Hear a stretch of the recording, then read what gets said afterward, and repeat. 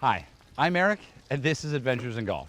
For this episode, you might think that we're in a 17th century Mediterranean village, but Margarita the donkey and I are actually in the Dominican Republic, and we're about to play a top 100 golf course.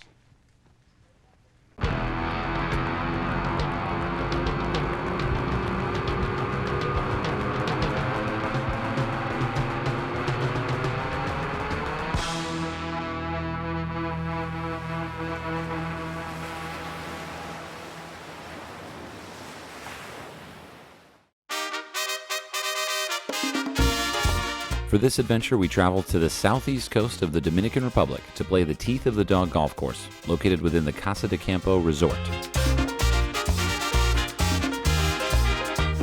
With breathtaking views and 7 dramatic holes that run along the coastline, it's no wonder that legendary course architect Pete Dye considers Teeth of the Dog to be one of his best designs. Upon arrival, we're greeted by Director of Golf Operations, Robert Bertel, to talk more about the course and the surrounding resort. Oh, good putt. Oh, almost. A little low. Yeah, it's fun to watch people play from up here. Yeah. You know, so I think one of the interesting things that I'm noticing about Teeth of the Dog is that a lot of resort courses don't have the element of history. What do you see as being some of the most interesting aspects of the history of this place? So Casa de Campo itself started being built basically in 1971 when Teeth of the Dog opened. But before that, the reason it was built is Central Romana is the sugar mill, and it used to be called the Puerto Rico Sugar Company. And it was previously owned by Paramount Pictures. And Paramount Pictures, it turns out, didn't know a whole lot about growing sugar, but they knew a whole lot about building an awesome resort. And they built it originally for their movie stars and, you know, their high-profile guests to come down and enjoy the Dominican Republic. So did Paramount commission the golf course? Effectively, yes. Mr. Lima, who was running the sugar mill at the time, who is still here, he contracted Pete Dye and basically came down and said, where should we build the golf course? And Mr. Lima had the foresight to say, Pete, build the golf course wherever you want.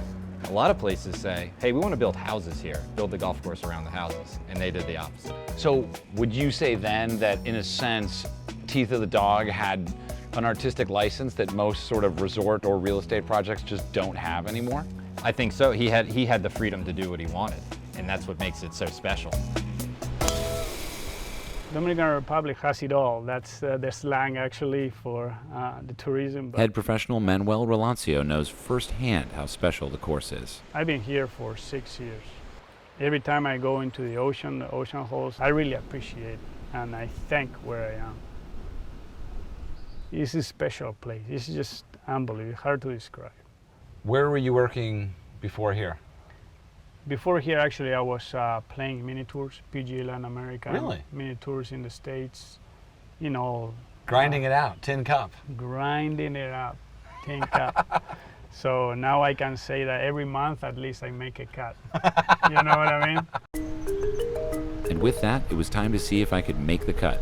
But first, I meet JJ, my caddy for the day. Bienvenido. Gracias. Bienvenido todos. ¿De dónde eres?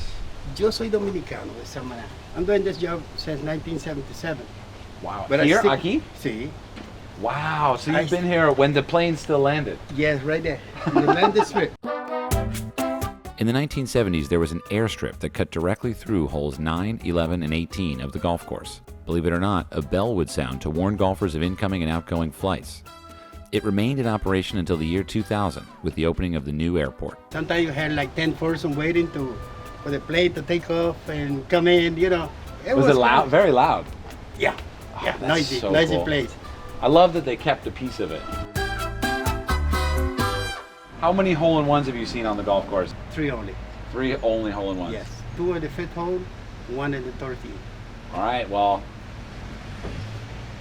let's go. Welcome, brother. I can't wait. All right, we are gonna walk, but we have some carts because it looks like it's gonna rain.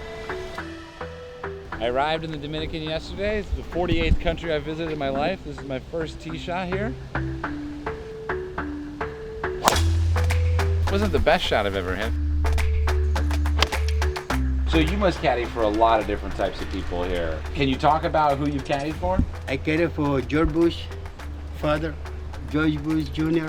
For presidents. Yeah. I caddy for President Clinton. So that's 3 presidents.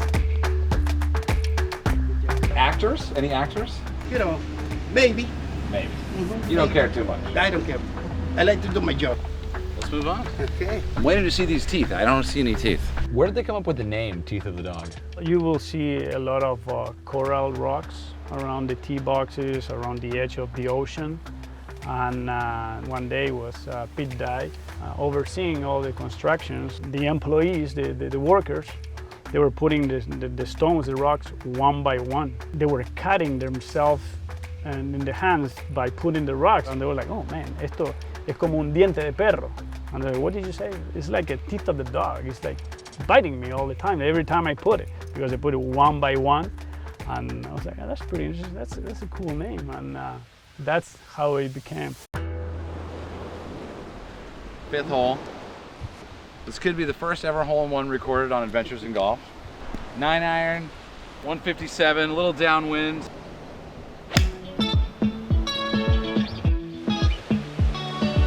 There are not that many holes like this in the world. You play 1, 2, 3, 4, get as far away from the clubhouse as you can, get to the ocean, spin around, little short iron par 3, hit the beach.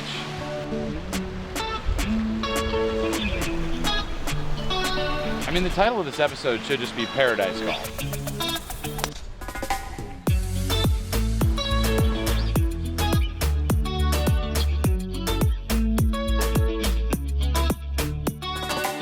When you're caddying for a US president, what do you talk to them about? You know what I had with President Clinton? In the 8th hole, he had a 10-foot putt. Okay. I said, President, hit it over here. By the way he putt, he spin the ball. And the ball would go like that, hit it through the break. He said, yeah, very easy. I said, President, bad putt. Come on, don't spin it, roll it. And he did. Oh, choop, one of the holes. He said, oh, yeah, you're right. I said, thank you, President. Even just now, after a couple hours out here, you can see why it's so highly ranked. What's your favorite hole, JJ? 7th hole. 7th hole. What's Pete Dye's favorite hole? Well, that's a hard question. For Pete Dye, this is like home for him. He's very, he loves Casa a lot. He comes quite a bit. He says, I created 11 holes and God created the other 7, the 7 that are by the ocean. It's amazing, yeah. He says that about this course. About this course. Look at my ball. Thanks, Pete Dye. There is literally the volcano mouth that my ball is sitting in. I hit a wedge maybe 10 feet offline and skip down into what is about to be the greatest up and down of my life. That's a very interesting little area. I've never seen that on a golf course. This is one of my top courses in the world for me. My bucket list is unbelievable. One of the guys I worked with, we were talking, it's like, you just gotta know. You just gotta know. If you don't get it, maybe it's not right for you. And now I can say, I get it too. It's not just the golf that makes this place special, it's the community that surrounds it. And it's unlike most of what I've seen in the 48 countries that I've traveled to thus far. I used to live in that house. Really? Yeah. That's the first guy I caddied for. And you lived in his house? Yes. He had me, JJ, you would like to take care of my garden and stay there, live in the house? So why not? Then the second time, when he come back next year, he say, listen, I got 2 options. I want to buy your scooter or I want to send you to school. Which one you want to pick up? I say I'd rather go to school. Wow. I'd rather go to school and study English. And he paid for everything. Golf can really change your life. Yes.